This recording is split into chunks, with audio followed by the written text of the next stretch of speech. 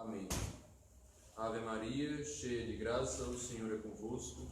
Bendita sois vós entre as mulheres, e bendito é o fruto do vosso ventre, Jesus. Santa Maria, Mãe de Deus, rogai por nós, pecadores, agora e na hora de nossa morte. Amém. Em nome do Pai, do Filho e do Espírito Santo. Amém. Então, bom dia a todos. O tema da aula de hoje, ele é bem complicado, bem incipiente, bem polêmico, na verdade, no que diz respeito à realidade da própria igreja, mas ele é necessário. Né? Como o senhor tinha dito no curso no FRN, certas verdades são necessárias serem ditas, né? Necessário dizer certas verdades. O título da aula é Do Vaticano II, ou seja, do Concílio Vaticano II ao Encontro de Assis, o adjornamento na igreja e a revolução litúrgica. Adjornamento, a atualização conciliar na igreja e a revolução litúrgica. E o que se pretende fazer com essa aula é basicamente o seguinte: nós vimos nos 2 sábados passados, respectivamente, o mais antigo, né? O Sínodo da Amazônia, o Instrumento Laboris.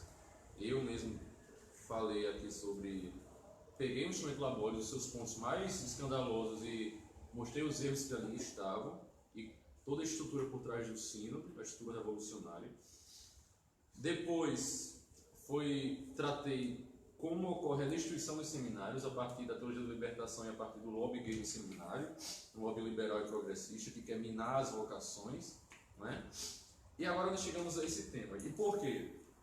Se vocês observarem, eu estou fazendo com isso uma escadinha inversa. Eu estou partindo do sínodo, que é uma questão atual, desço para a crise nos seminários, que é algo que permite o sínodo existir, que dá voz ao sínodo, uma vez que aqueles que estavam no sínodo, outrora, foram seminaristas.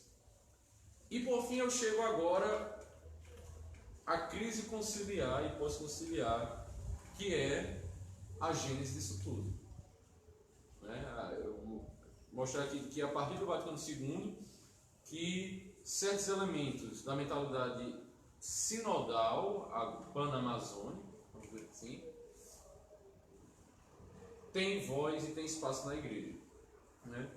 E eu vou tratar disso a partir de 2 perspectivas. Se na aula passada eu falei sobre a destruição dos seminários a partir da teologia da libertação e a partir do lobby gay, e vejam, quem não viu, veja essa aula e a aula sobre o Sínodo da Amazônia. Hoje eu vou falar sobre a mudança de perspectiva católica no que diz respeito à liberdade e, consequentemente, à autoridade, e a mudança de perspectiva católica no que diz respeito à liturgia. E são 2 coisas que têm uma íntima relação com o sínodo, porque se é alterada, se a doutrina católica que trata, que versa sobre a liberdade, sobre a relação com as religiões, a liberdade de consciência, etc., ela muda, e a perspectiva de litúrgica muda, agora no sínodo nós temos exatamente isso, o fruto maior disso, né? Então eu vou buscar trazer a letra própria da doutrina da igreja, né, e mostrar como certas coisas, se não claramente errôneas, elas são no mínimo ambíguas e dão margem para aquilo que existe hoje, certo? Bom, antes do concílio, os papas pré-conciliares, falando até Pio XII, eles tinham uma plena percepção dos problemas da mentalidade moderna, do mundo moderno, né? E todos eles, sem exceção, todos eles trataram em algum momento do seu pontificado dos problemas do modernismo, que é uma coisa que já foi falada aqui mais minuciosamente. Vocês procurem um vídeo sobre a encíclica de São Pio X, Pacem Dominite Gredis, na qual São Pio X ele disse que o modernismo é a síntese de todas as heresias. Então, se nós encontrarmos todas as heresias possíveis existentes no mundo, um problema liberal, uma mentalidade marxista, né, alinhada à teologia, o evolucionismo, o psicologismo, etc., etc., etc., nós chegamos ao modernismo, que é a síntese de todas as heresias. Todos os papas, portanto, até Pio XII, tratavam abertamente de 3 aspectos do seu pontificado. Questões temporais mesmo, problema de guerra, como foi o caso de Pio XIV, o caso de Bento XV da Primeira Guerra Mundial, o caso de Leão XIII, questão dos operários e da questão econômica na Rerum Novarum. Segundo ponto, se preocupavam em confirmar a doutrina, reafirmar aquilo que a igreja sempre trouxe, no que diz respeito à liturgia, no que diz respeito aos sacramentos, no que diz respeito à liberdade, no que diz respeito ao ecumenismo, etc, etc. E terceiro, tinham preocupação de condenar os erros, condenar as heresias. Então era muito comum nós termos na linguagem dos papas até Pio XII, que era muito comum, não quer dizer que deixou de existir, mas era muito comum a condenação expressa aos erros, às heresias. Também era muito comum uma preocupação com realidades temporais, e também era muito comum com a vida pública, né, sociedade civil, e era muito comum a confirmação de doutrina, reafirmar aquilo que é a doutrina católica, que é próprio do magistério, né? O problema é que o modernismo, ele faz basicamente o seguinte: ele relativiza a verdade, né? E literalmente prostitui a verdade por um pretenso diálogo com as diferenças, né? Por exemplo, quando se acha que a figura do Cristo crucificado é chocante demais, isso é modernismo. Porque Cristo foi crucificado, é um fato, ele morreu crucificado. Você não pode colocar Cristo enforcado, Cristo esquartejado, Cristo fuzilado, Cristo decapitado, ele foi crucificado. E de acordo com tudo aquilo que nós sabemos, que chega até nós, a crucificação não foi algo agradável, nenhuma crucificação seria, claro, mas principalmente a dele. Né? Dava-se para se ver os ossos das suas costelas, né? Sua pele totalmente destruída, flagelada. Né? Esse é o Cristo. Só que isso choca as comunidades hoje em dia. Então, aquilo que conversávamos antes. Um Cristo crucificado, ensanguentado, ele choca. Então não, vamos evitar falar disso. Vamos evitar mostrar um Cristo crucificado. Isso pode escandalizar. Isso é modernismo. Você pega a verdade e você a subverte, você relativiza. Olha, não vamos botar um Cristo crucificado ensanguentado, não. Vamos botar um Cristo crucificado limpinho. Como se fosse possível ser crucificado e não cair uma gota de sangue no seu corpo. Ou então, um Cristo crucificado, nem mais isso. Vamos botar um Cristo ressuscitado. Tem igrejas que tem agora o Cristo de braços abertos, né?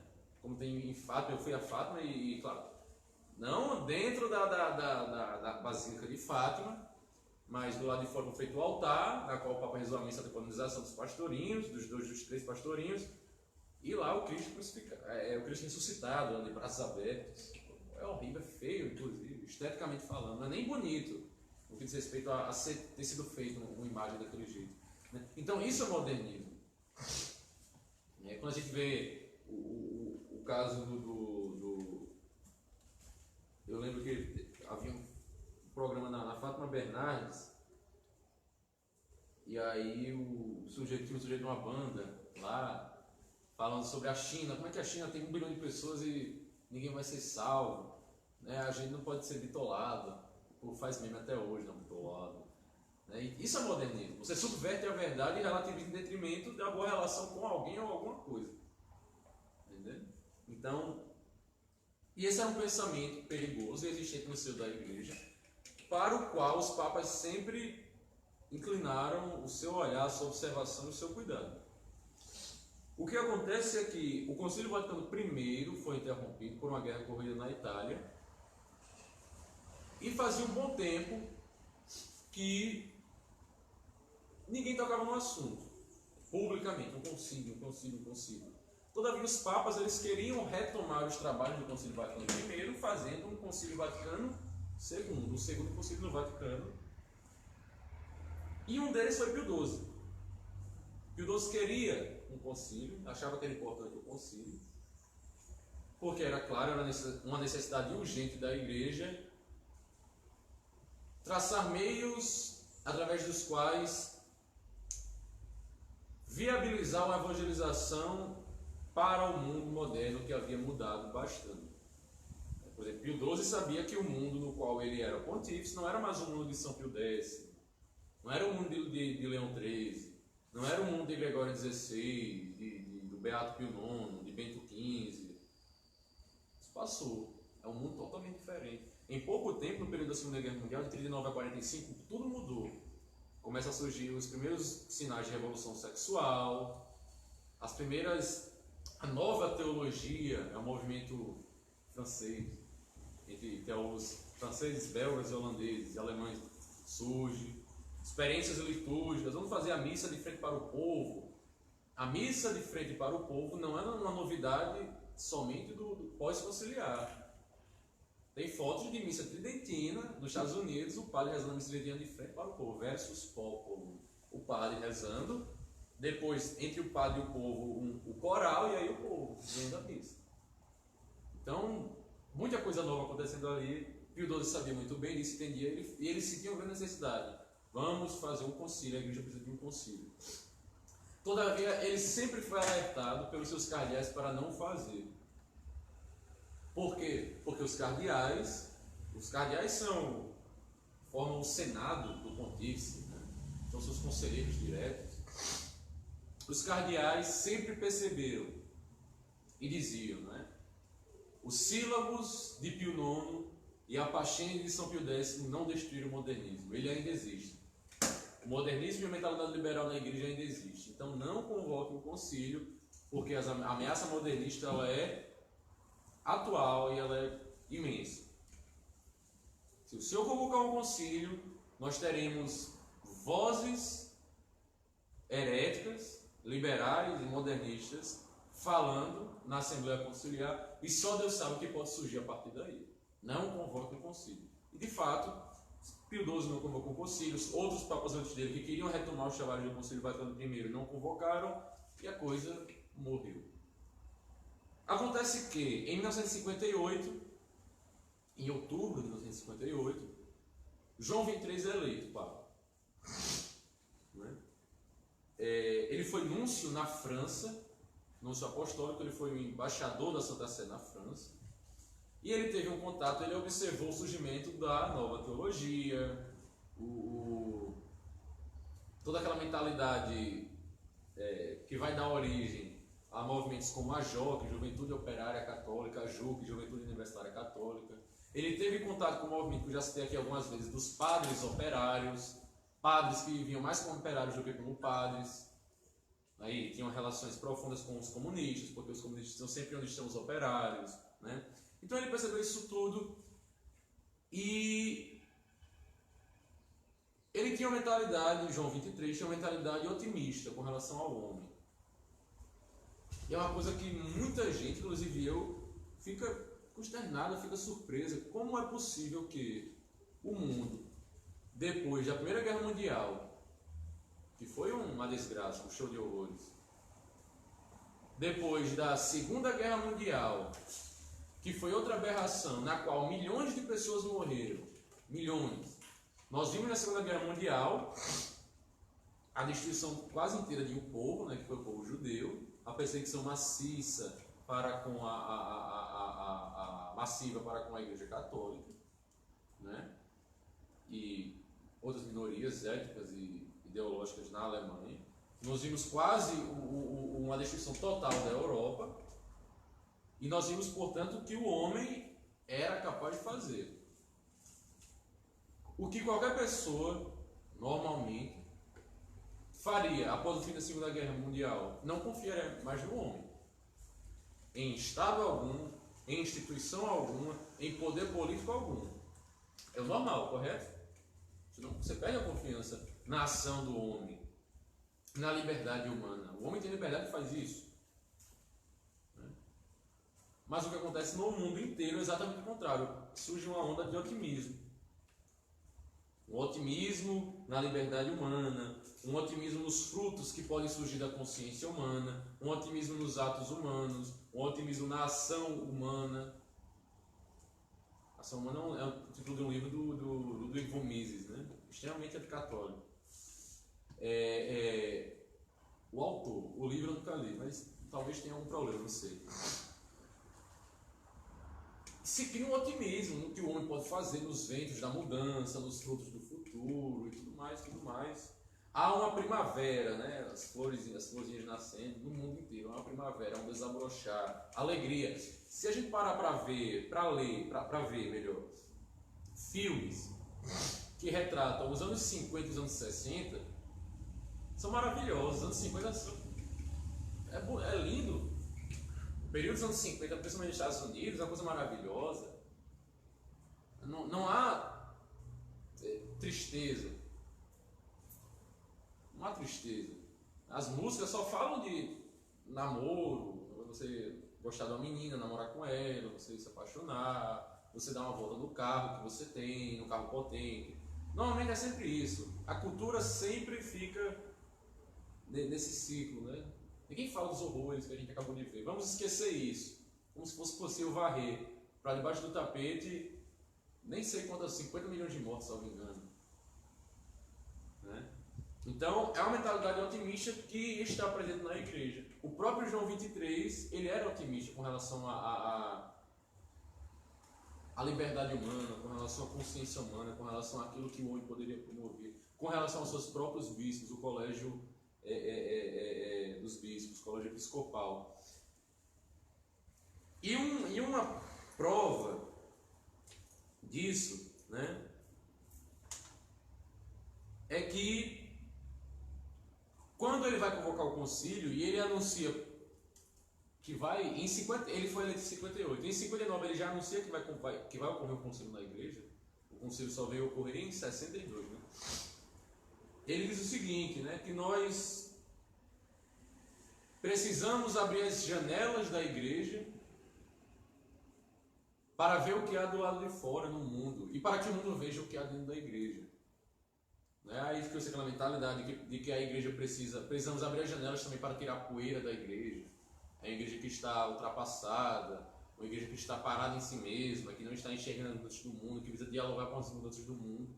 E é isso aí, essa é a mentalidade, esse é o pensamento que vai guiar o Vaticano II. Né? Se a gente for traçar um quadro histórico dos problemas atuais na igreja, a gente vai ver, a gênese desses problemas é sempre o iluminismo revolucionário maçônico, né, do século XVIII. A gênese é ali. Embora parte disso, claro, surgem outras heresias, o protestantismo no século XVI, o arianismo no século IV, mas os problemas atuais na igreja eles ganham corpo e dinamismo maior no século XVIII. Inclusive, tem o Wolfgang Smith, não sei se vocês conhecem, é um membro da escola perennialista e muito conhecido no movimento conservador brasileiro. Ele disse que o atual movimento conservador brasileiro é chamado iluminismo brasileiro. Deus nos livre de iluminismo. Já basta um, ninguém quer mais outro não. Né? Ele passa pelo iluminismo, né? E todos esses problemas, se a gente for observar, isso é um fato, né? Um quadro histórico que a gente faz, eles ganham fortalecimento no início da segunda metade do século XX. Incrivelmente. Tudo aquilo que São Pio X alertava como problemas e alegava como problemas na Pacheng, Dominici Gredis, escrita em 1907, salvo engano, ocorre agora na igreja. Tudo. Porque ele dizia, isso é um problema, agora se mostra como real. Tudo aquilo que Pio XI, que Pio IX, nos sílabos, que faz parte da Quanta Cura, que foi uma encíclica dele, condenou como erro, e eu vou citar alguns aqui, hoje é viabilizado. Se não tudo, mas boa parte, é viabilizado na igreja e tem livre trânsito nas paróquias, nos seminários, etc. E tudo isso ocorre a partir do início da segunda metade do século XX. É um fato, né, histórico. O que é que acontece no início da segunda metade do século XX? O Concílio Vaticano II. Então, alguma coisa ocorre ali entre 62 e 65, alguma coisa acontece ali, algum mistério que tem uma relação. Não faz sentido dizer que não tem nada a ver. As mudanças da igreja ocorrem a partir daquele período. E naquele período ocorreu uma reunião com 2.000 e tantos bispos ou mais no Vaticano. Espera aí. É ingenuidade demais achar que não há uma relação entre as minutos na igreja e aquele evento. O que a gente precisa fazer é entender a mentalidade conciliar. Aquilo que o concílio propôs para a igreja. Aquilo que o concílio fez, aquilo que o concílio realizou. Né? Como eu falei, são dois os fundamentos que eu particularmente identifico, né? São dois, para a crise atual na igreja. Um é a crise de autoridade, e sobre ela tem um vídeo que eu indico que vocês assistam. Uma aula do professor Carlos Nogueira, no Centro Dom Bosco, há pouco tempo, tem no YouTube, na qual ele vai falar sobre a crise de autoridade. Quem não viu, veja. Alguém aqui viu? Não? Viu? Muito boa, muito boa. A segunda aula está disponível também. A segunda aula já está disponível, acho que é com Sidney Silveira. É sobre a crise de alguma coisa, não lembro. Crise de fé, se eu não me engano. O professor Nogueira fala, se eu não me engano, sobre a crise de autoridade. Então ele trata eles de uma forma mais específica. Sobre a mentalidade liberal e do crédito professor. Sigam Nogueira, né? E Teatro Nogueira, né? Mas existe essa crise de autoridade, a crise da perspectiva de liberdade humana, e existe uma crise litúrgica. Eu vou falar exatamente dessas duas coisas aqui, certo? Primeiro ponto, vou chegar já arrumando a porta. O Estado laico é um problema.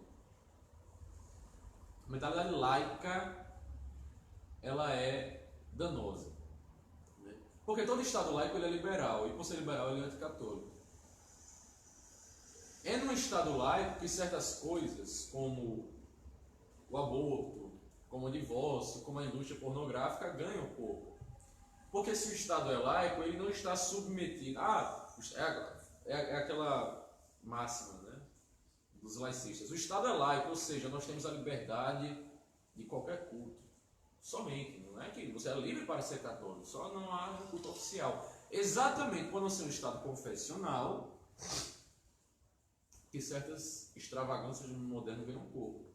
Porque se o Estado é submetido a Cristo, como deveria ser, uma vez que ele é rei do universo, né? É uma coisa que eu falo no FRN, né? Cristo é rei do universo, mas ele não reina sobre a economia. Sobre a economia a gente tira. Né? Cristo é rei do universo, mas sobre as famílias, não. As famílias fazem modelos de família livres de Cristo. Tira. Cristo é rei do universo, mas nas universidades ele não precisa reinar. Livre pensamento. Fábrica do livre pensador na universidade. Tira. E você começa a minar um reinado que é absolutista. Cristo não é um rei democrático, não é um rei absolutista. Daqui a pouco ele vira um ciclo de prédio. Cristo é símbolo de condomínio já.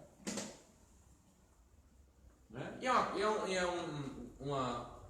A ideia de reinado social do nosso Senhor Jesus Cristo é belíssima. Está numa encíclica, acho que é de Bento XV, chamada Quas Primas. Acho que é dele, não lembro agora, né? O Leão XIII, não lembro, enfim. Mas o Estado laico, não sendo submetido a Cristo, não tendo uma religião que o paute, que o guie na verdade, diante da qual ele deve prestar contas, o Estado laico não tem um Deus para prestar contas. Ele presta contas ao Congresso. O presidente não presta contas a Deus. Né? A gente vê, Bolsonaro não tem medo de Deus, de escorregar. A quem de escorregar e aprovar uma coisa iníqua, ele não tem medo de Deus, ele tem medo do povo ou do Congresso. Porque todo poder emana não é de Deus, todo poder emana de quê? Do povo. Não é Estado liberal. Então o Estado laico, do presidente, ele tem medo do Congresso. Os congressistas têm medo do povo, invadir o Congresso, arrancar a cabeça deles e pendurar ali em cima. O STF aí não tem medo de ninguém. Muito menos de Deus. O STF não tem medo de ninguém. É um problema do pessoal da esquerda, e eu estou dando para eles um trunfo. Aprendam. O Bolsonaro não é o problema da esquerda no Brasil, é o STF. O Bolsonaro não é ninguém perto do STF. Mas enfim, então o problema do Estado laico é que ele não é submisso a nada. Então, se ele não é submisso a nada, ele não é submisso à lei natural, aos princípios naturais que Deus confere à humanidade, ele não é submisso à lei de Deus, ele não é submisso a um corpo doutrinário moral. Bom, família, concepção de família é puramente humana. Marido e mulher podem se separar, divórcio. permite o divórcio. A vida... Bom, faço que nem Barroso, né, o ministro do STF. Eu sigo uma ética kantiana. Né? Eu sigo uma ética kantiana. Essas concepções mais concretas da realidade devem ser observadas à luz de uma perspectiva mais relativa. E a perspectiva de que tudo parte da sua concepção de visão, do objeto que você vê, como você vê, vai construir o objeto em si. Então, se eu considero a vida como algo que surge somente quando o bebê nasce e sai dentro de uma mulher, eu construo a realidade a partir daquela perspectiva e que se lasca no resto do mundo. Ele falou isso, né? Uma vez quando a Cristonete foi numa palestra, ela enquadrou ele, não, eu tenho uma ética kantiana, grande maravilha a ética kantiana sua. Então, se o Estado é laico, agora a concepção de vida ela é kantiana, ela é relativa, a realidade é construída a partir da perspectiva do homem, da visão do homem. Vamos abortar agora. Até 3 meses no centro de dor, o menino mata. E aí surgem ideias, é aquela coisa, você não pode dar certas liberdades para o homem. Porque ele sempre abusa dela. Você dá um dedo, ele quer o braço. Você dá o braço, ele quer o corpo. Nessa onda de aborto, surgiu uma ideia muito patrocinada. Quando eu falo patrocinada, você já entende o que eu estou dizendo. E é uma das coisas mais absurdas que eu já ouvi falar na minha vida. É o aborto pós-nascimento. A ideia de que a criança, até os 5 anos de idade, ela não tem compreensão de ser social. Não tem compreensão do seu papel na sociedade, ela pode ser morta. Um aborto pós-nascimento. Ou seja, você dá um dedinho aqui e daqui a pouco estão se devorando planetas. Está entendendo? É numa sociedade liberal, laica, que a indústria pornográfica tem corpo. Qual seria o problema e qual a imoralidade de se proibir a indústria pornográfica? Nenhuma. Pelo contrário, deveria se fazer. A indústria pornográfica deveria ser proibida, deveria ser ilegal. É algo criminoso. Né? Há artigos que mostram isso como, claro, além de destruir famílias, levar homens a chegar até mesmo à homossexualidade, também é uma indústria de abortos. Né? Vocês acham que toda atriz pornô que engravida quer ter um filho? Mata. Quantas atrizes pornôs não morrem, não se suicidam todo ano? Não sei se vocês sabem disso, mas inúmeras atrizes pornôs se matam. Estão lá, ganhando rios de dinheiro, mas se matam. Ou então, atores e atrizes pornô que pegam doenças e morrem, AIDS, enfim. Deveria ser algo proibido. Mas na mentalidade laica, o Estado não presta contas para coisa alguma. Tem um crucifixo no STF.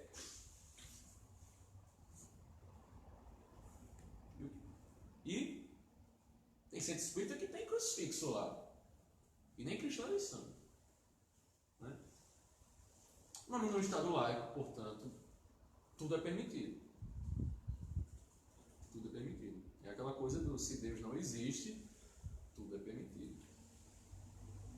Né? E exatamente a mentalidade liberal, laica, mentalidade laicista, que surge o problema no que diz respeito à liberdade humana. Antes de falar disso, eu quero retomar um ponto. A relação entre a maçonaria e o Estado laico. Todas as revoluções que a maçonaria promoveu ou patrocinou foram republicanas. Eu não estou dizendo aqui, fazendo uma apologia, república ou monarquia. Eu já perdi muito tempo pensando sobre isso. Né? Mas eu quero dizer o seguinte, que todos os movimentos maçônicos, quando promoviam revoluções, promoviam uma revolução republicana. Por quê? Porque a república é laica.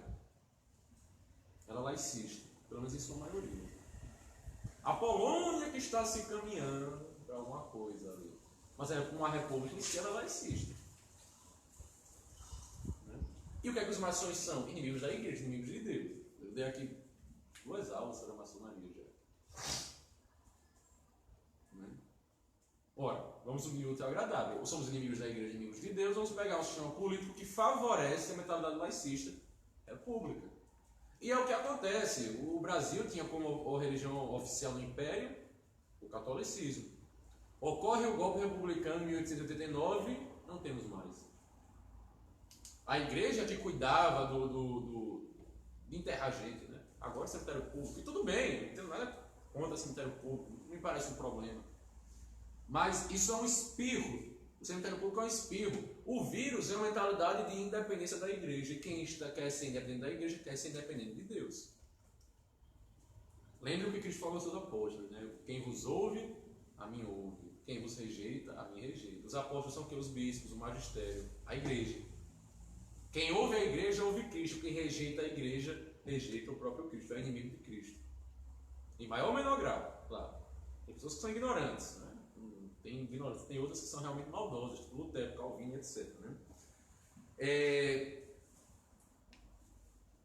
Eu destaco aqui os sílabos. Ele faz parte, de Pio IX, ele faz parte de uma encíclica chamada Quanta Cura. E ele vai, nos sílabos Pio IX, ele faz o seguinte: ele apresenta inúmeras ideias, premissas condenadas pela igreja. Né? Então, ele não vai dizer aquilo que a igreja afirma, mas ele vai listar, certo? Listar premissas e argumentos condenados pela igreja. Então, aquilo que ele cita nos sílabos não é católico, é exatamente o contrário, certo? O ponto 15, o 15º ponto, ele diz o seguinte: é livre a qualquer um abraçar e professar aquela religião que ele, guiado pela luz da razão, julgar verdadeira. Isso aqui na doutrina católica, é como eu falei, é exatamente o contrário. Ele cita isso como uma máxima, vamos dizer assim, não católica. Ele anatemiza isso. É livre a qualquer um abraçar e professar aquela religião que ele, guiado pela luz da razão, julgar verdadeira. Ou seja, não é livre. Vamos nos aprofundar. Tem um artigo de Dom Antônio de Castro Maia, que foi um bispo brasileiro. Eu não lembro o nome do artigo, mas ele segundo na internet. Se vocês colocarem assim, Dom Antônio, liberdade religiosa, vocês vão encontrar. E nesse artigo, ele já morreu. Ele morreu em 1991, se não me engano. Ele inicia o artigo esclarecendo algumas coisas. 3 pontos que ele diz. Primeiro, ninguém pode ser obrigado pela força a abraçar a fé. E sempre foi a doutrina da igreja.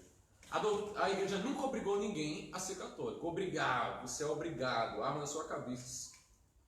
Porque o próprio Santo Tomás deixou muito claro que o homem só pode crer e aderir àquele grupo de verdades a partir da graça. É Deus que age. Quem sou eu para querer antecipar a graça de Deus? Está entendendo? É Deus que age. Deus move minha operação intelectual. A fé parte da operação. A fé não é um parte do sentimento. Isso é mentalidade liberal. Eu sinto. Você sente fome, frio, sede, raiva. A fé não é um sentimento. Até porque sentimentos acabam. Sentimentos acabam e a fé não pode acabar. Então, eu sinto Deus no meu coração, você não sente nada. Deus está na sua mente, meu. Você pensa, você raciocina. Operação intelectual, a graça bate, gira o motorzinho da razão. Já falei isso aqui algumas vezes e você crê. Eita, entendi, percebi agora, Deus existe. Cristo é Deus, a Santíssima Trindade. A Eucaristia realmente é o corpo de Cristo. Eu li João, capítulo 6. Eita, minha carne é verdadeira comida, meu sangue é verdadeira bebida. Entendi, verdade. A graça habitou dentro de mim, agora eu compreendo. Eu fui movido àquilo ali. Por isso a igreja nunca obrigou ninguém a ser católico. Claro que ao longo da história erros foram cometidos da parte de certos elementos da igreja. Na Croácia, nos anos 40, houve um governo nazista chamado Ustasha. Né? Os membros da Ustasha, os Ustaše, eles eram liderados pelo seu presidente, né? Ante Pavelić. A ideia de Ante Pavelić era basicamente o seguinte: eles tinham problema com os sérvios. Então a ideia dele era a ideia do terço. Né? Vamos matar um terço da população sérvia, a gente mata. Um terço a gente expulsa, limpa etnicamente. E um terço a gente obriga a se converter à fé católica. E realmente, na Croácia, inclusive os soldados da SS, a Schutzstaffel, que era a força de elite nazista, eles, que eram cruéis ao extremo, ficavam surpresos com a crueldade croata. Se relata que os croatas arrancavam, por exemplo, a língua dos cegos e penduravam em varais, assim.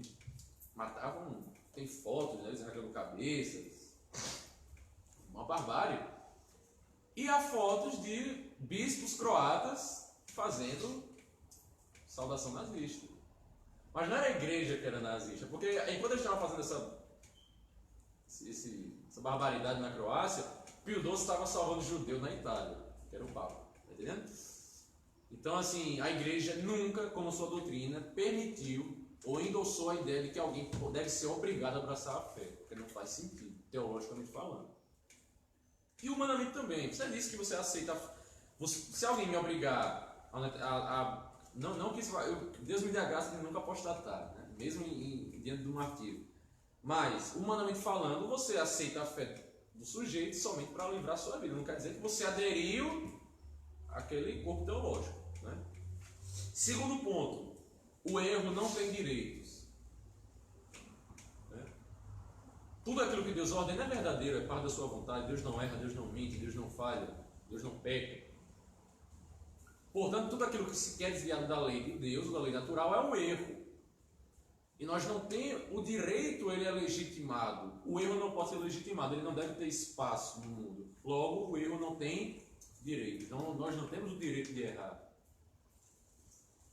E terceiro, o culto público das religiões falsas pode, isso aqui é Dom Antônio Castumai falando, isso aqui é doutrina católica, pode eventualmente ser tolerado pelos poderes civis em vista de um bem maior a obter, ou de um mal maior a evitar, ou de um maior mal a evitar, mas de si deve ser reprimido, mesmo pela força se necessário.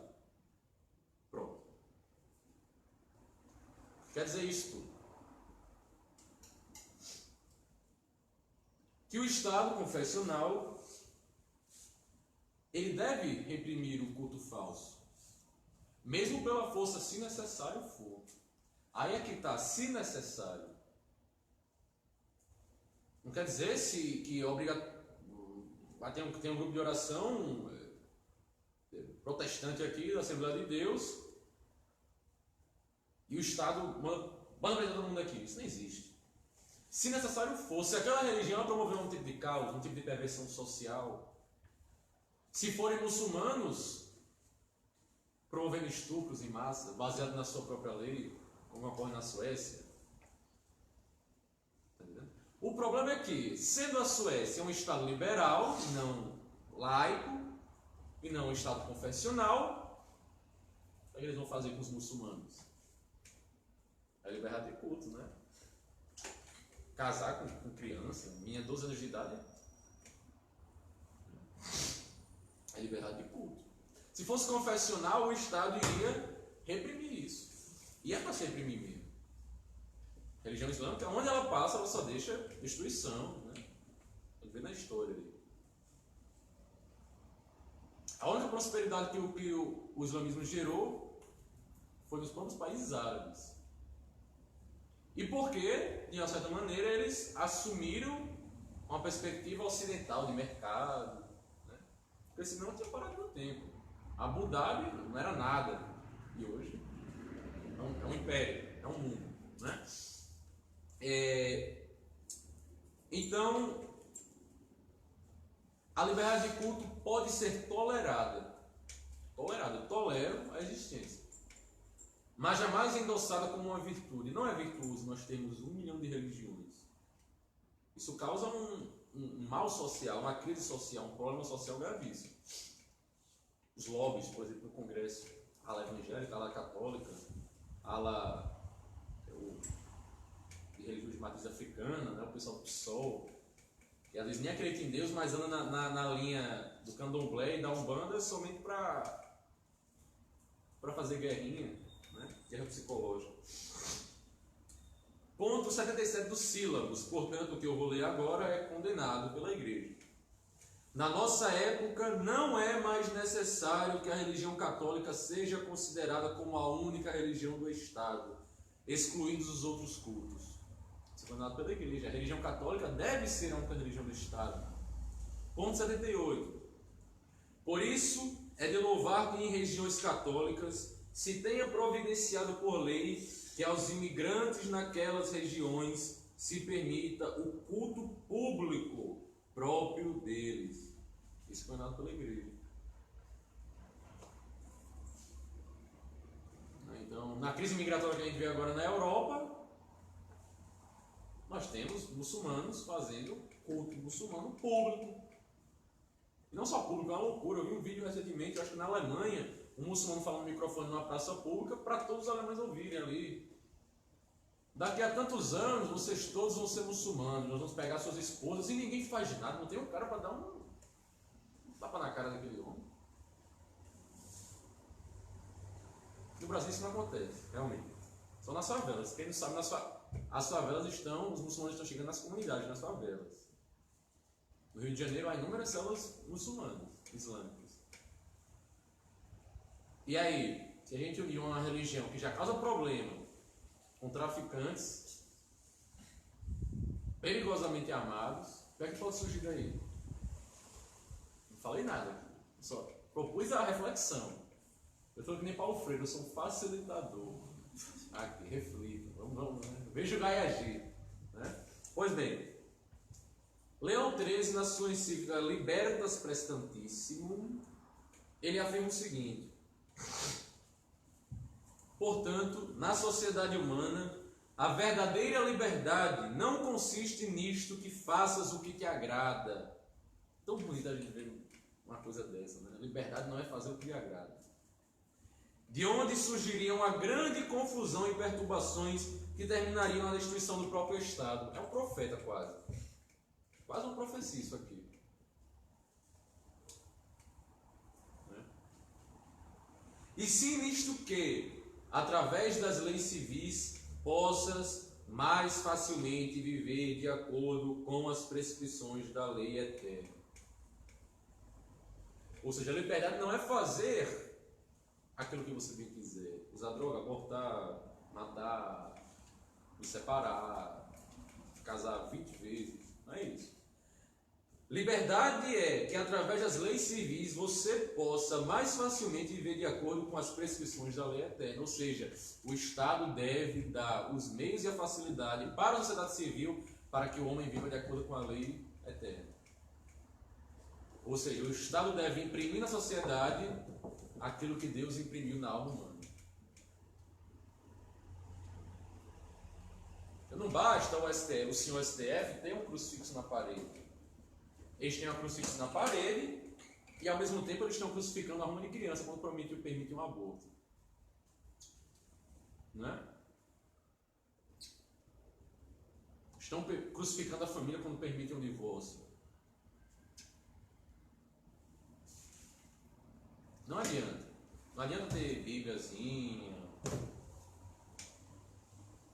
As leis civis elas devem viabilizar o viver de acordo com as verdades eternas. O Estado ele deve guiar a sociedade de acordo com o jugo de Cristo. De acordo com o jugo de Cristo. Isso é a doutrina da igreja. Doutrina da igreja.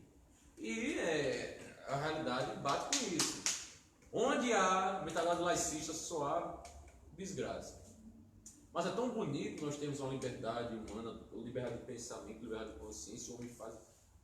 Mas nunca deu certo isso aí. Nunca deu certo. Só se gera. O fruto disso é comunismo, nazismo, anarquismo, aborto, LGBT, movimento LGBT, ideologia de gênero, eutanásia, legalização de drogas. Não tem uma coisa boa, é só desgraça. Ele continua, Leão XIII. Deixa eu ver aqui. Deus é que fez os homens sociáveis e os colocou no grupo de seus semelhantes, para que o que a sua natureza precisasse e ele sozinho não pudesse obter, encontrassem no convívio social. Parece muito uma ideia distributista aqui. Eu acho que tem uma relação aqui, uma cooperação mútua, no mínimo.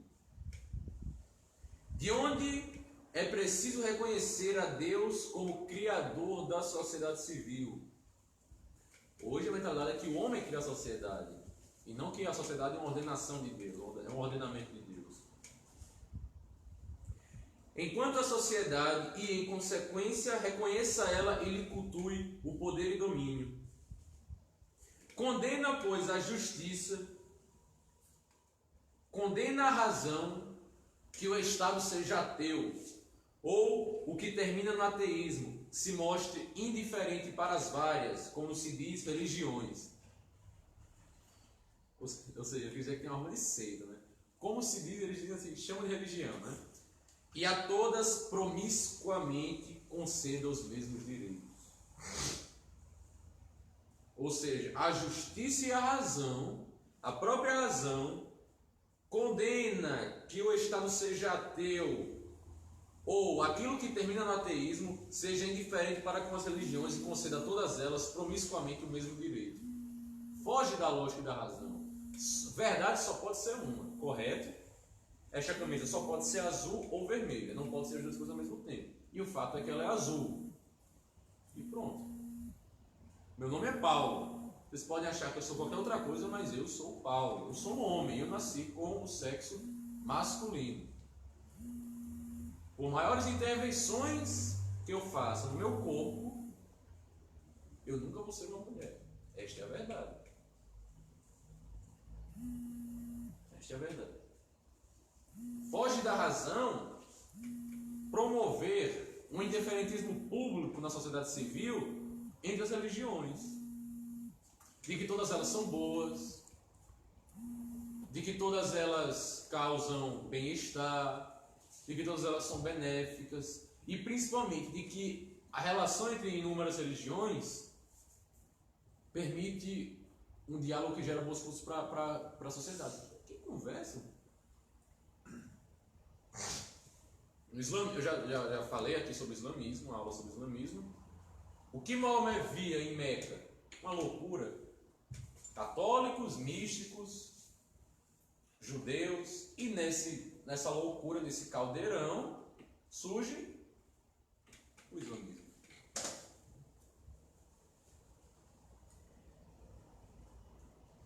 Pio XII, em uma locução que ele fez, ele diz o seguinte, Pio XII, né? Primeiro, o que não corresponde à verdade e à norma moral não tem objetivamente nenhum direito, nem à existência, nem à propaganda, nem à ação. Não tem nem direito de existir, é ilegítimo. Não tem direito à propaganda, ser fomentado, e não tem direito à ação, ser trabalhado. Segundo, o não impedi-lo por meio de leis estatais e de disposições coercitivas pode, não obstante, ser justificado no interesse de um bem superior e mais vasto. Ou seja, pode ser permitido isso existir. Não impedir pode ser justificado no interesse de um bem superior e mais vasto. Mas é sempre visando um bem. É sempre visando um bem.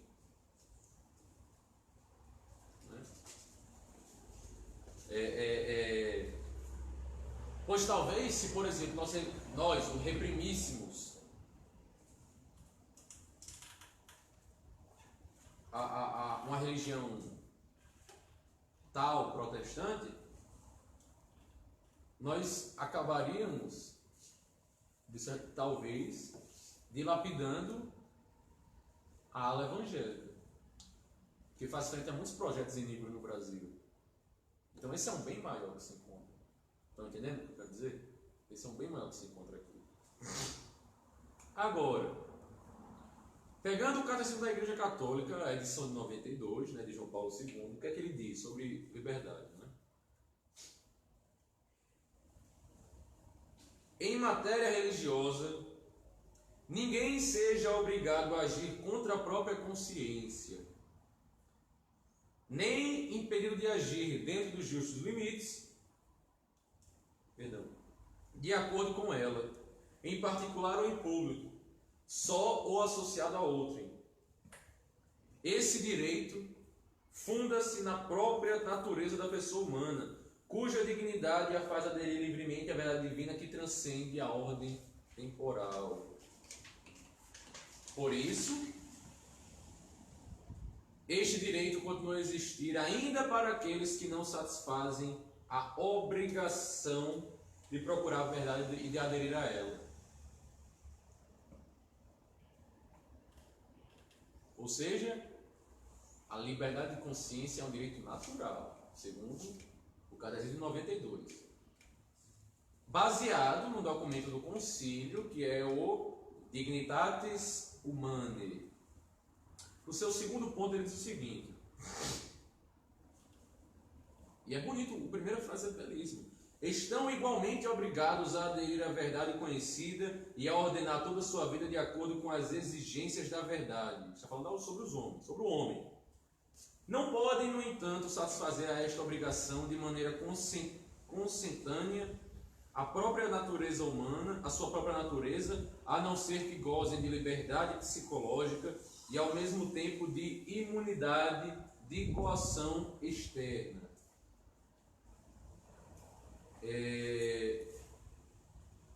O direito à liberdade religiosa não se funda, pois, numa subjetiva disposição da pessoa, e sim na sua própria natureza. De onde o direito a esta imunidade persevera mesmo naqueles que não satisfazem a obrigação de buscar a verdade e de a ela aderir.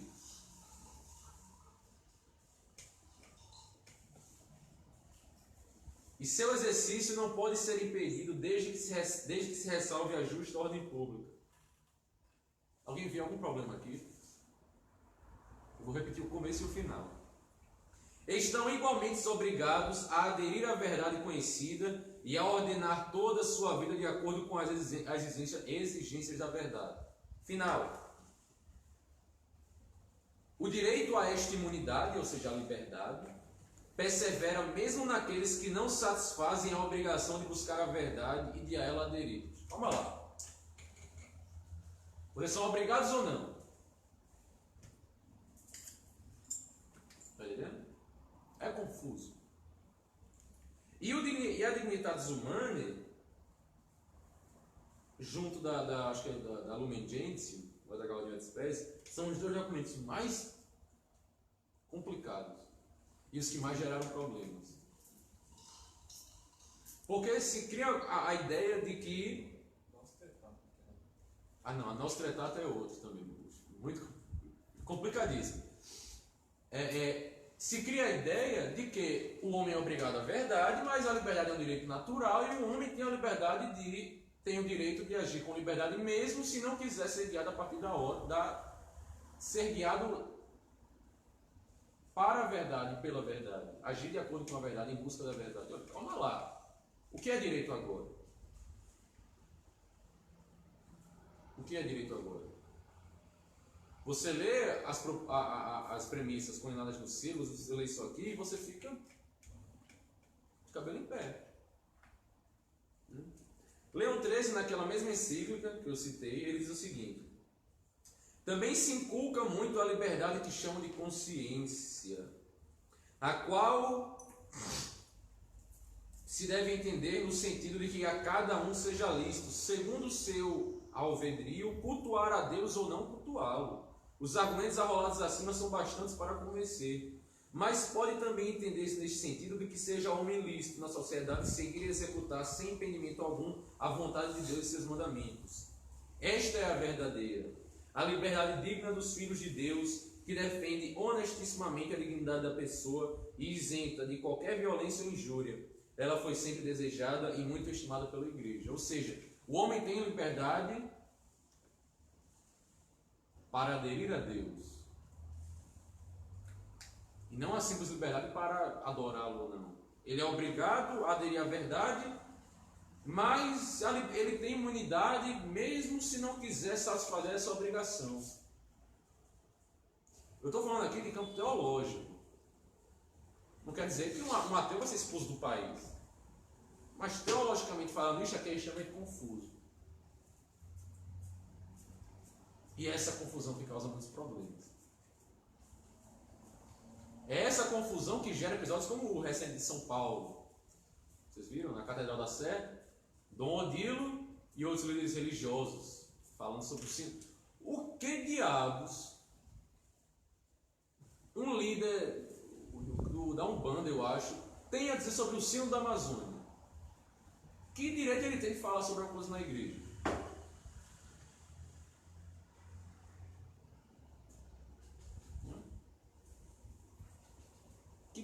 É que nem eu dar pitaco sobre a liturgia do terreiro.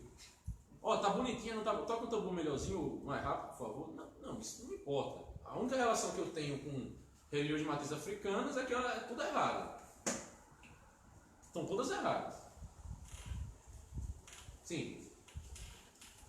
São todas erradas. Né? Isso gerou na igreja um episódio que eu citei ontem. Em 1986, na cidade de Assis, o chamado Encontro de Assis. João Paulo II ele se reuniu com vários líderes religiosos e aí foi complicadíssimo. Né? Um líder hindu lá fez a marca de Shiva na cabeça. Shiva é um demônio. Os deuses dos pagãos são demônios. E o Papa recebe a marca de Shiva. Depois, em outro encontro lá com um líder muçulmano, se não me engano, ele recebeu o Alcorão, né? Aquela foto famosíssima, ele beijando o Alcorão. Ah, é o mesmo Deus? Que mesmo Deus? Allah e essa Santíssima Trindade são o mesmo Deus? O Logos Divino e Deus da Vontade? Calma lá. É muito bipolar. Você ser o Deus da inteligência e o Deus da vontade. O Deus que pensa e cria as coisas e o Deus que age com o estômago e pensa com a barriga. Né?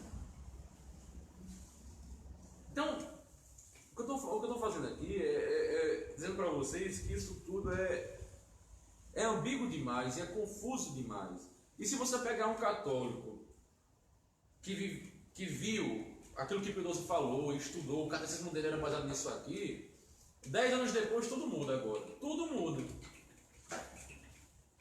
Tudo muda. Eu vi uma vez um documentário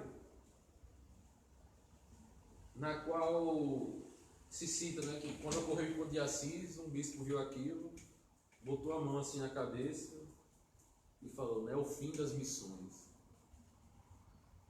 Porque, segundo aquilo que estava sendo dito ali, vê o Papa, soberano pontífice universal, em pé de igualdade com outros líderes religiosos, para que eu vou ser missionário? Para que eu vou evangelizar? E a gente vai para o sino da Amazônia hoje e a gente vê, não há quase nenhuma preocupação com a evangelização. A gente tem que se preocupar com espiritualidades indígenas, né? Com respeito à terra, com seringueiro, com girafa, a girafa amazônica, né? Nova espécie na internet, a girafa amazônica. Né? E aí? Preocupação com o Deus Pai-Mãe, que tem um documento que dava aqui, lembra disso, Deus Pai-Mãe, do instrumento Labores. Né?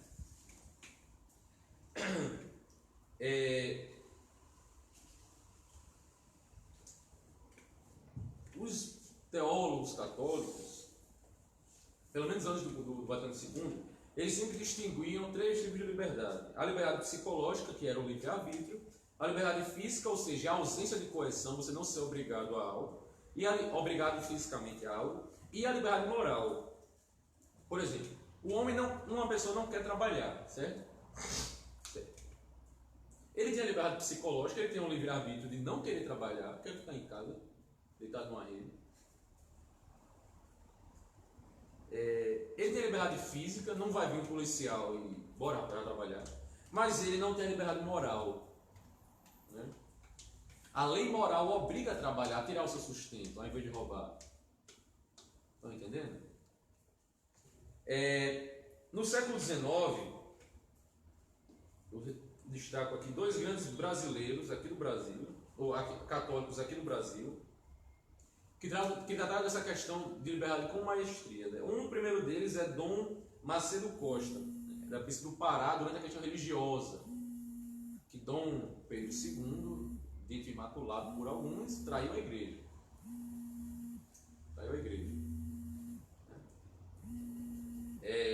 E sofreu na mão daqueles que ele considerou como amigos.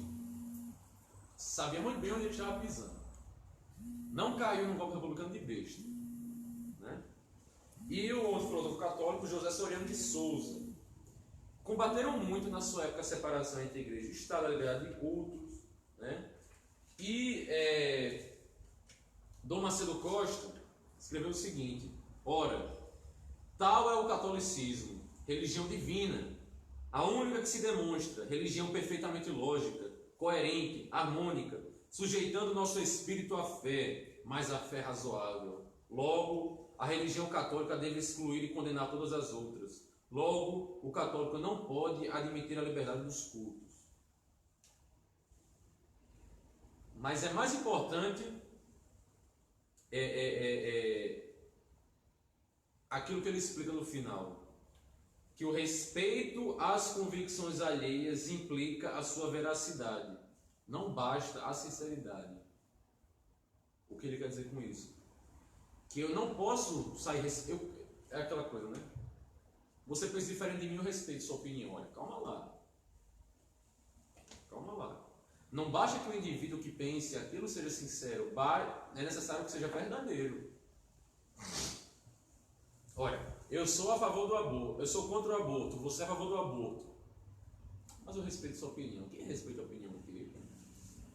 Eu respeito a opinião de assassino? Eu sou a favor de se matar os judeus aqui na Alemanha. Eu sou contra se matar os judeus na Alemanha. Você é a favor. Eu respeito sua opinião. Mesma coisa. Mesma coisa. Só que uma vida humana hoje, um feto vale menos que uma bactéria, né? Mesma coisa. Então, assim, eu acho que anticoncepcionais e métodos contraceptivos são imorais. Você usa, tudo bem, eu respeito sua opinião. Não, respeito não. Eu tolero que você fale, porque, enfim, não vou arrancar sua língua, né? Mas, sua opinião não deve ser respeitada. Ela não é digna de respeito. Só para pensar um pouquinho. Você respeita um corrupto? Não, ele não é digno de respeito. Então, por quê? Porque não é razoável aquilo que ele promove. Não é digno. De igual maneira, aquilo que é mentiroso, que é falso, não é razoável, não é digno. Não é digno de respeito. E certas opiniões também não devem ser nem toleradas, como é o caso do aborto. Quem é abortista é para estar preso. Assim como quem é nazista hoje é preso. Se eu sair por aí com uma suástica, fazendo símbolo nazista e proferindo, eu não vou dizer aqui porque alguém pode cortar e eu me lasco, né? Saudação nazista, eu me lasco, vou preso. Mas se eu sair por aí dizendo que o corpo é da mulher e ela faz o que quiser, inclusive matar uma criança tirando membro por membro, né, suas pernas, seus braços, deslacerando sua coluna, destruindo sua cabeça, tem meninas que fazem, botam no Facebook, né? Dica de como abortar, chazinho para tomar, Citotec, toma Citotec, é um remédio, né? É proibido ou é legalizado? É legal. É legal, né? Pois é. Acho que é. Não sei, nunca precisei a fundo isso. Era para todo mundo estar preso. Era para todo mundo estar preso. Em 2009, o bispo de Recife excomungou um médico e a mãe de uma menina e os enfermeiros auxiliares que auxiliaram por causa de um aborto. A menina foi estuprada, salvo engano, tem 9 anos, não lembro direito. Não queria abortar, a menina não queria abortar, mas obrigado, a mãe, o médico, excomungou todo mundo. Se nós tivéssemos estado confessional, eles estariam presos. Estariam presos, mofando até hoje na cadeia.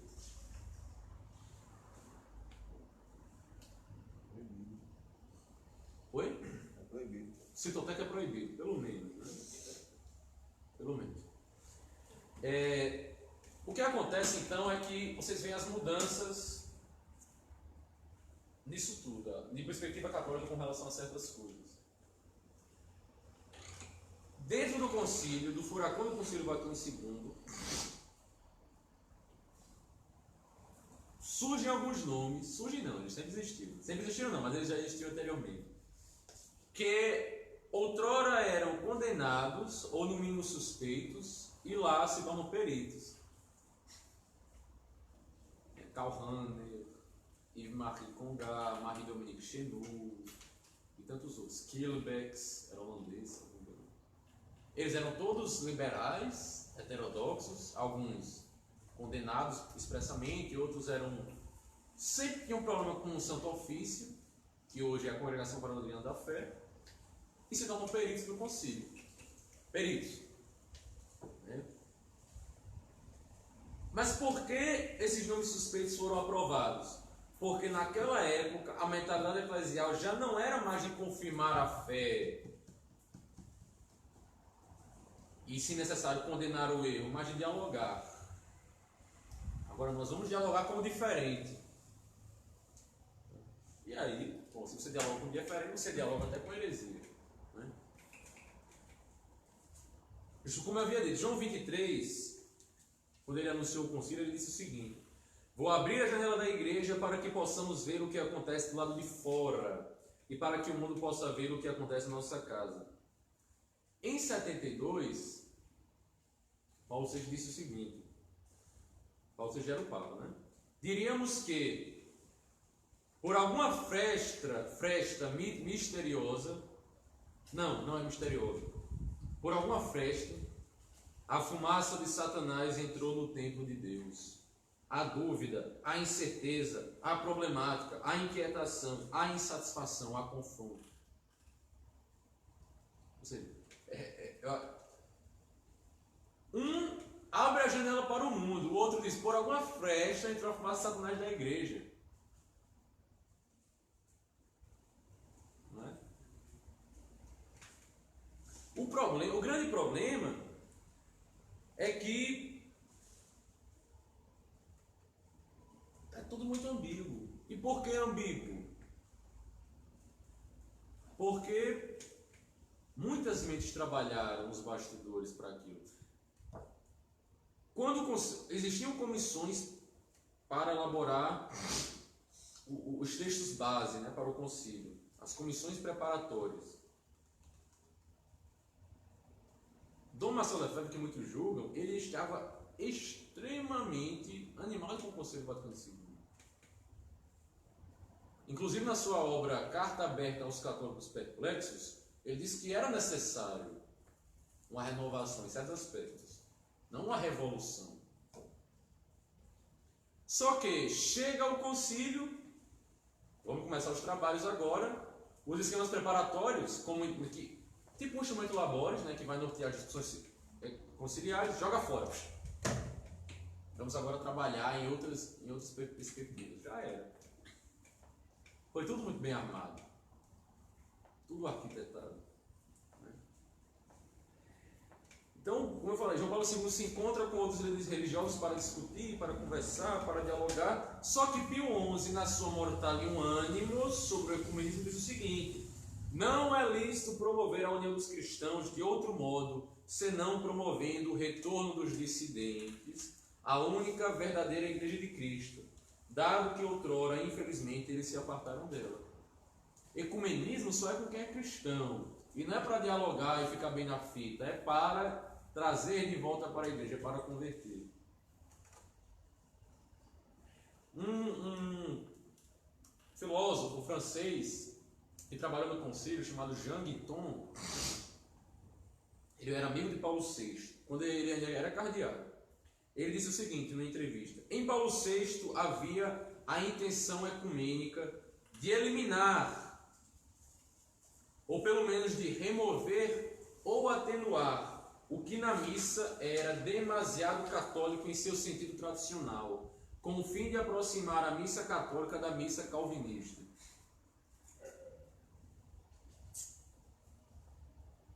Claro, estou dizendo que foi Paulo VI que falou. Alguém que era próximo de Paulo VI, que trabalhou com Paulo VI, diz isso. Certo? Fique claro. Estou falando aqui da reforma litúrgica já. Da mentalidade de concepção acerca da liturgia. E no Rádio Francês, o Jean Guiton disse o seguinte: a intenção de Paulo VI em relação à liturgia ou à vulgarização da missa era reformar a liturgia católica para aproximá-la da liturgia protestante, da ceia protestante. Repito que Paulo VI fez tudo o que estava em seu poder para aproximar a missa católica, apesar do Concílio de Trento, da ceia protestante. E o que nós temos hoje, nós pegamos a missa de Trento e a missa do Vaticano II, são duas concepções de liturgia distintas. Numa é uma participação contínua entre o padre e o povo tem uma participação fundamental. Na outra, o padre é o padre, ele faz o sacrifício, ele reza na missa, acabou. Ele diz a missa.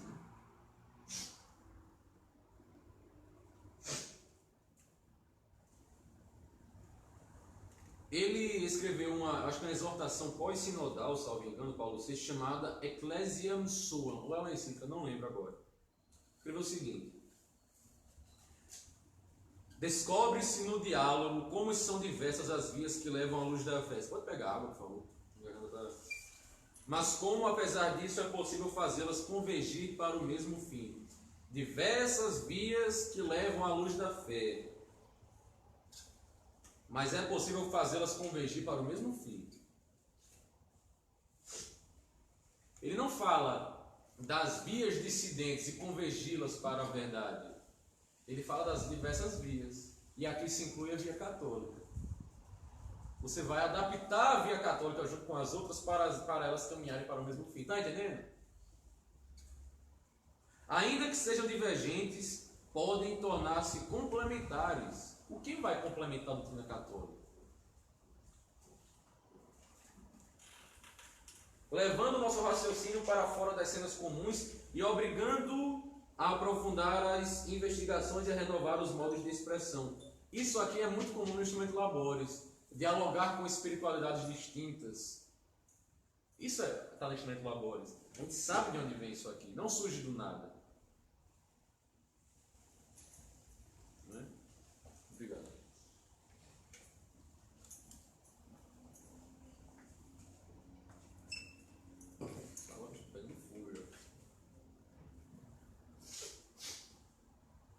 Quando ele acabou o concílio, teve, não lembro, não sei se foram 3 sessões. Quando acabou a segunda sessão do concílio, Paulo VI proferiu um discurso dizendo o seguinte: ao contrário, nós queremos tornar a liturgia mais pura, mais autêntica, mais de acordo com a fonte da verdade e da graça, mais apropriada a se tornar o patrimônio espiritual do povo. Ou seja, a missa agora é patrimônio espiritual do povo. Se é patrimônio do povo, o povo tem autonomia sobre ela. E é o que acontece por aí agora.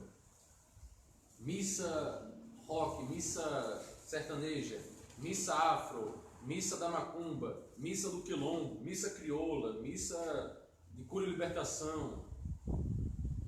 Né? Aí é tudo, é padre com chapéu de vaqueiro, padre com calça apertada, padre cantor, showmissa, padre literalmente pegando um balde com água, tornando-a benta e jogando o balde nas pessoas.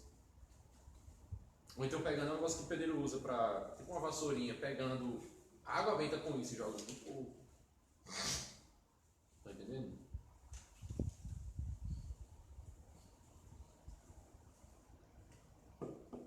Padre que usa o ato penitência para fazer uma reflexão. É horrível. Mas, para entender esse problema litúrgico, nós temos que tratar de uma pessoa, que é responsável por tudo. Ele é o homem mais suspeito na igreja, um dos mais suspeitos na igreja do século XX. E ele é o maestro, ele é o arquiteto, ele é o pintor, ele é o motorista da reforma litúrgica. O seu nome é Annibale Bugnini. Era um bispo italiano.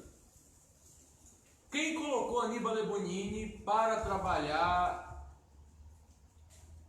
para realizar trabalhos litúrgicos na igreja? Foi Paulo VI? Não. Foi João XXIII? Não. Foi Pio XII que fez isso. Pio XII que fez isso. Pio XII trouxe Annibale Bugnini para. Pio XII realizou isso em 1955 a reforma litúrgica da Semana Santa, tornando-a muito mais simples.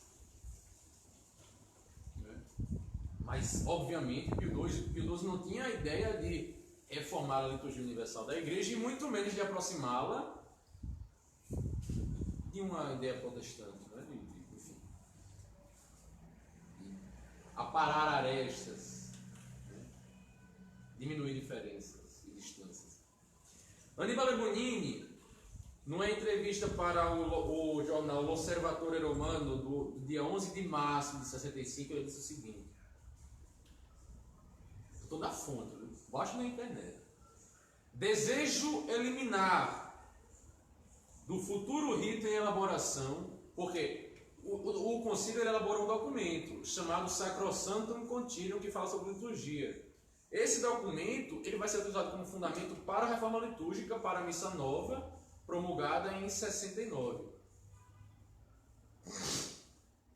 Desejo eliminar do futuro rito em elaboração cada pedra que pudesse se tornar, ainda que só, uma sombra de possibilidade, de obstáculo ou de desagrado aos irmãos separados. Ou seja, Bugnini deixa claro que o que ele ia fazer à frente do concílio, era Concilium ad exequendam constitutione de sacra liturgia.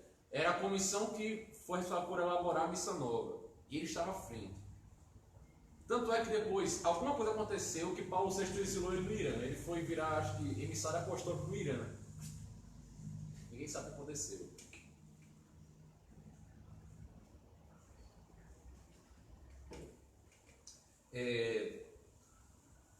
Ele desejava tirar cada pedra que fosse um obstáculo ou então um desagrado para os irmãos separados, se referir aos protestantes. Então o arquiteto da missa nova ele tinha uma mentalidade modernista, relativizar a verdade em detrimento do diálogo com alguma coisa ou com alguém.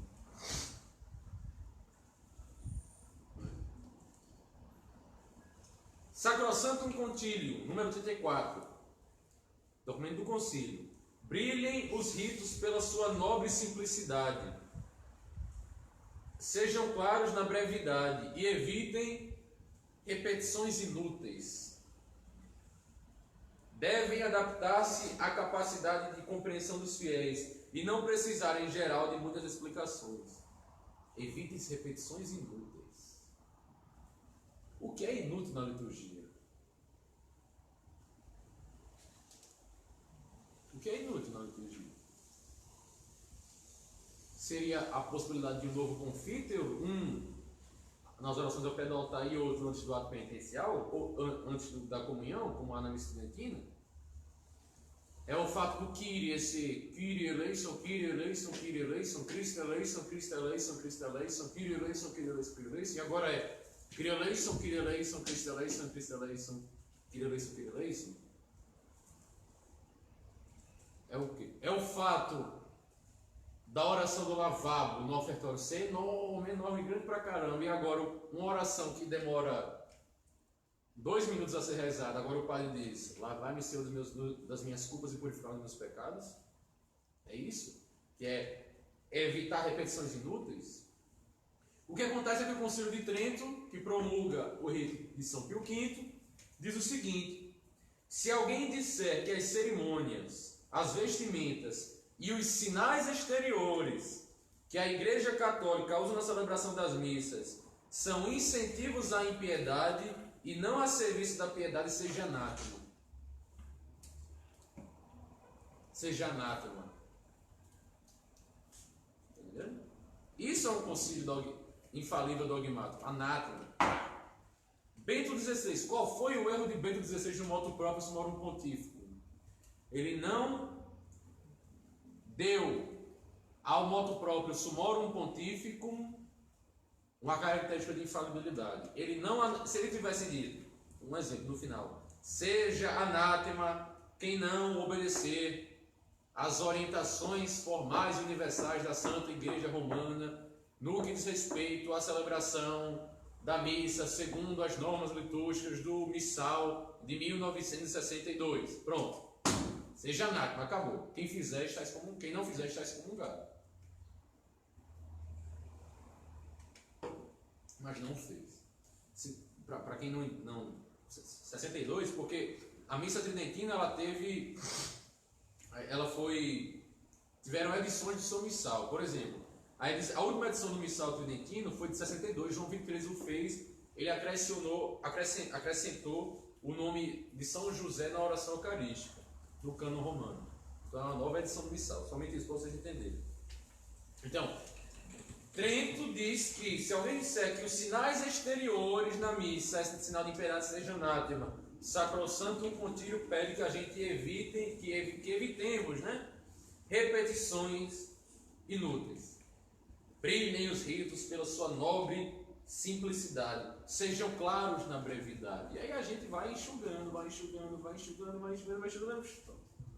Acabou-se.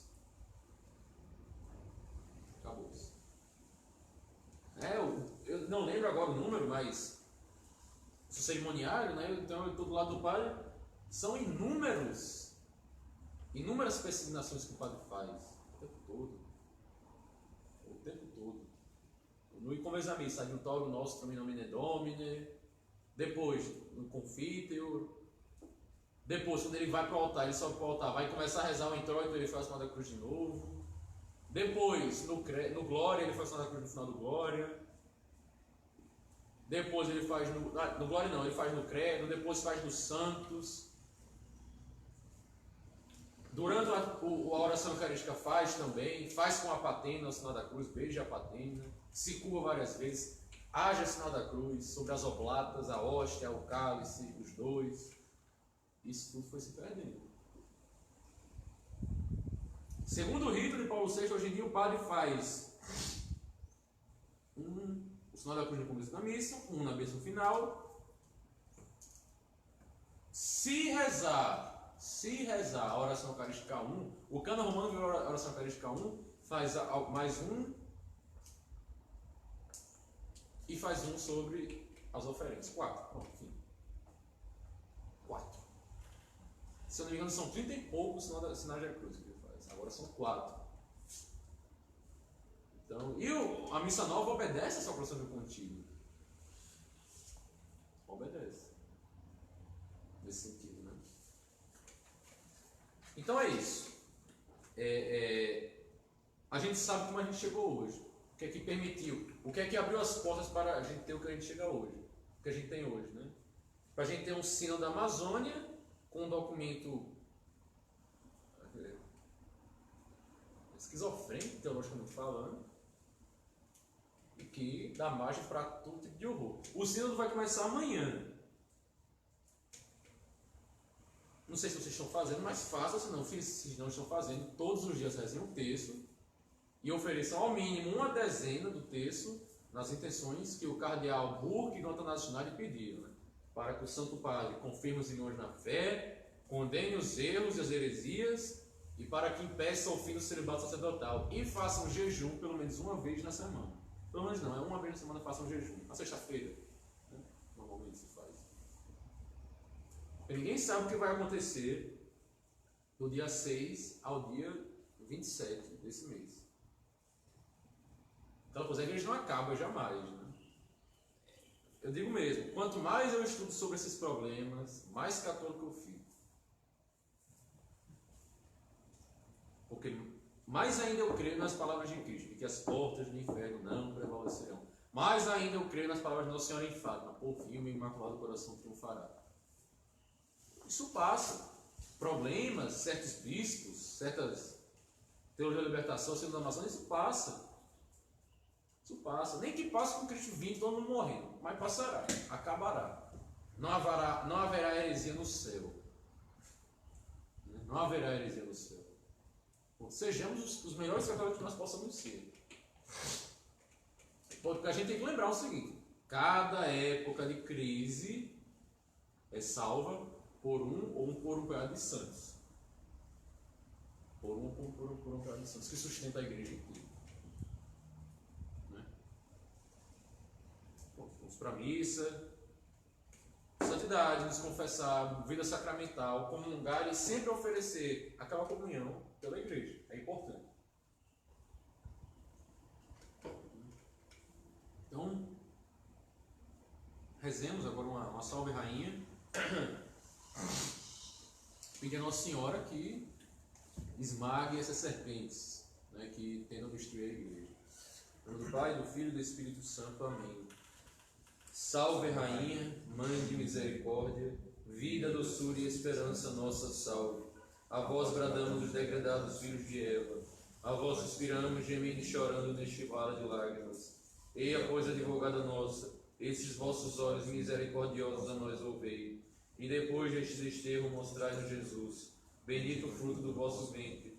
Ó clemente, ó piedosa, ó doce e sempre Virgem Maria, rogai por nós, Santa Mãe de Deus, para que sejamos dignos das promessas de Cristo. Amém. Venerável Pio XII, rogai por nós. Em nome do Pai, do Filho e do Espírito Santo. Amém. Amém.